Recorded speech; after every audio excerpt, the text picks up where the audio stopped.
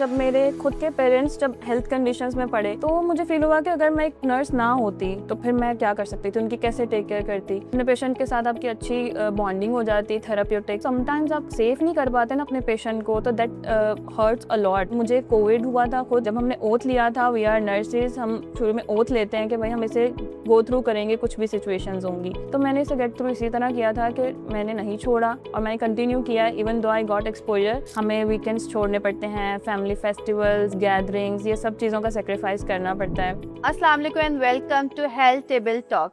यहाँ मिलते हैं उन हेल्थ केयर वर्कर से जो रोज़ अपनी मेहनत, केयर और डेडिकेशन से लोगों की ज़िंदगियाँ बेहतर बनाते हैं।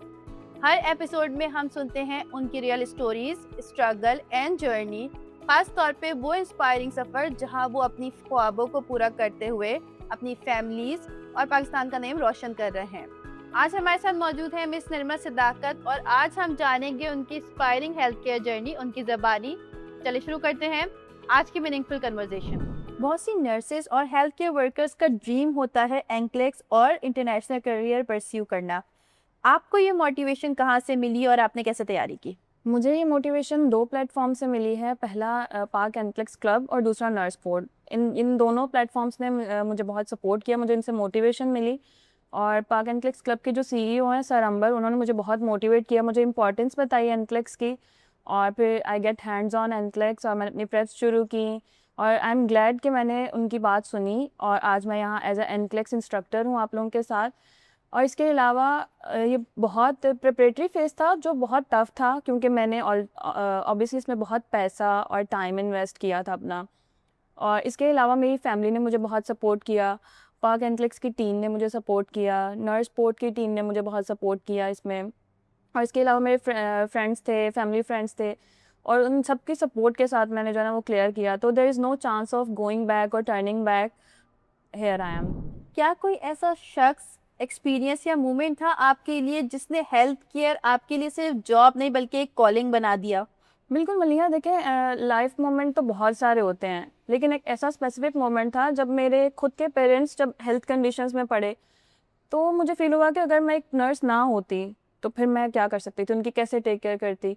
ऑल्दो लोग बहुत सारे गूगल कर लेते हैं कि ये क्या साइड इफ़ेक्ट्स हैं, क्या ट्रीटमेंट होगा, बट एज ए प्रोफेशन होना और गूगल करना, there is a huge difference in between. आपके करियर में सबसे मुश्किल सिचुएशन कौन सी थी, प्रोफेशनली, इमोशनली, फिजिकली? उसके बारे में बताएं। बिल्कुल, हर कैरियर में होती हैं डिफ़िकल्टीज़।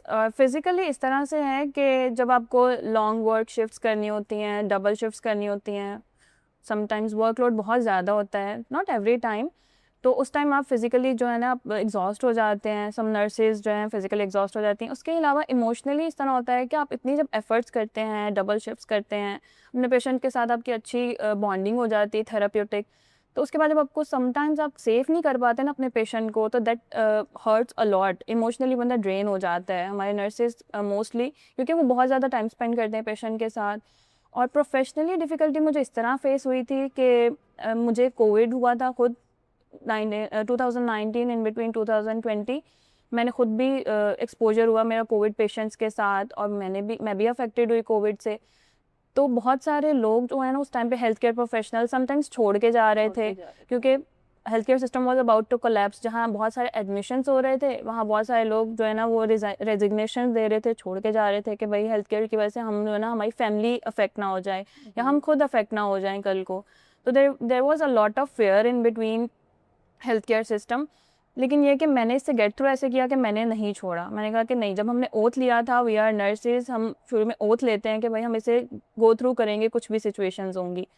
तो मैंने इसे गेट थ्रू इसी तरह किया था कि मैंने नहीं छोड़ा और मैंने कंटिन्यू किया even though I got exposure.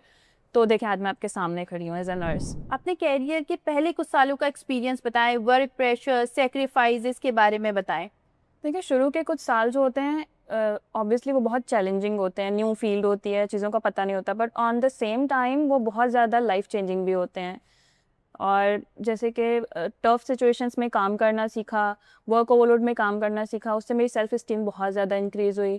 फिर अगर सेक्रीफाइसेस की बात की जाए तो सेक्रीफाइसेस तो there is a lot of sacrifices. हमें वीकेंड्स छोड़ने पड़ते हैं, फैमिली फेस्टिवल्स, गैदरिंग्स, ये सब चीज़ों का सेक्रीफाइस करना पड़ता है। और इसके अलावा ये है कि लर्निंग कर्व्स के हवाले से अगर बात की जाए तो मैंने अपने कॉलीग से, अपने मेंटोर्स से, अपने सीनियर्स से बहुत सी चीज़ें सीखी हैं, जिसमें गुड कम्युनिकेशन स्किल्स आ जाता है, डिसिप्लिन है, वर्क एथिक्स है, टीम वर्क कैसे करना है डिफ़िकल्ट सिचुएशंस में। उन लोगों के लिए जो एंक्लेक्स या अब्रॉड करियर प्लान कर रहे हैं, आप क्या टिप्स देना चाहेंगी? बहुत सारी टिप्स हैं but I will precise my self. सबसे पहले तो लिया कि एनक्लेक्स जो है ना वो एक सिर्फ एग्ज़ाम नहीं है, सिर्फ नॉलेज का एग्ज़ाम नहीं है। It's based on confidence, critical thinking, safety, patient safety, prioritisation. तो इन सब चीज़ों को मद्देनज़र रखते हुए हमें एग्ज़ाम देना है।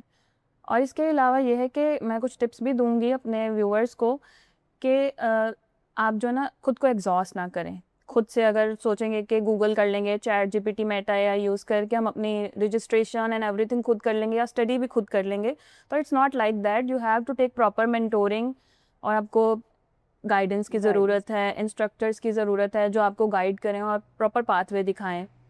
तो आप अपना पैसा और टाइम दोनों सेव करें इससे, ताकि कि आप अपॉर्चुनिटी आए और you just go and avail that opportunity. आप वेट ना करें कि अपॉर्चुनिटी आएगी फिर मैं अपना प्रोसेस स्टार्ट करूँगी, फिर मैं स्टडी शुरू करूँगी।